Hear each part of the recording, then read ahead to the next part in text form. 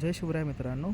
आजची तारीख आहे 25 जानेवारी 2025 आणि आत्ताचं नक्षत्रमानानुसार आपल्याला एकाच वेळेला 6 ग्रह रात्रीच्या सूर्याच्या आणि चंद्राच्या एकत्रित प्रकाशामध्ये एका लाईनमध्ये दिसणार आहेत असं कथित होतं ॲस्ट्रॉलॉजीचं. आणि आपण आता ते व्हेरीफाय करायला एका डोंगराच्या समिटवर आलेलो आहोत. आणि इथून आपण पाहू शकता आपल्याला दिसतोय जवळच आपला मून, त्यानंतर मर्क्युरी, सन, सॅटर्न म्हणजेच आपला शनिग्रह, त्यानंतर व्हीनस, युरेनस आणि ज्युपिटर आणि of course end of the day Mars.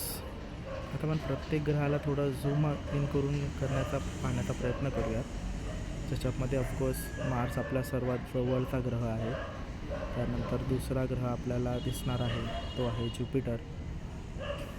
ज्या गुरुग्रहासाठी सध्या आपल्याकडे महाकुंभचं आयोजन झालेलं आहे तो आहे हा गुरुग्रह. त्याच्या सर्वात जास्त म्हणजेच 108 उपग्रहांसोबत ही क्लिअरेस्ट इमेज आहे जी आपल्याला मोबाईल ॲप्सद्वारे पाहता येऊ शकते.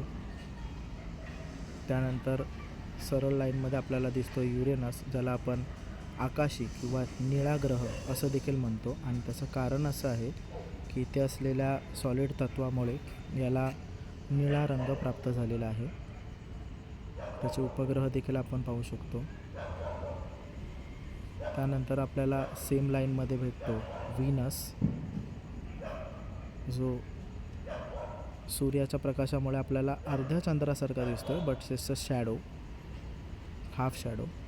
आणि त्याच्याच बाजूला आहे सॅटर्न म्हणजेच आपला शनिग्रह, ज्याला वेगळीच एक डिग्रीमध्ये झुकलेली वलय आहेत आणि त्याचे छोटे छोटे उपग्रह देखील आपण क्लिअर कट पाहू शकतो. हा वायूने भरलेला ग्रह आहे. त्यानंतर आपल्याला अलाइनमध्ये ॲक्वेरियस म्हणजेच कुंभ जातीचं प्रमाण असलेलं गाईडलाईन्स देखील दिसत आहे.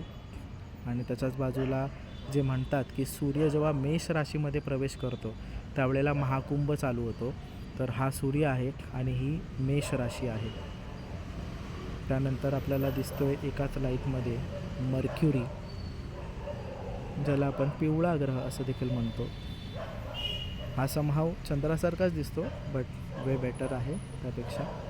आणि त्यानंतर आपल्या पृथ्वीचा सर्वात जवळचा उपग्रह तो आहे चंद्र.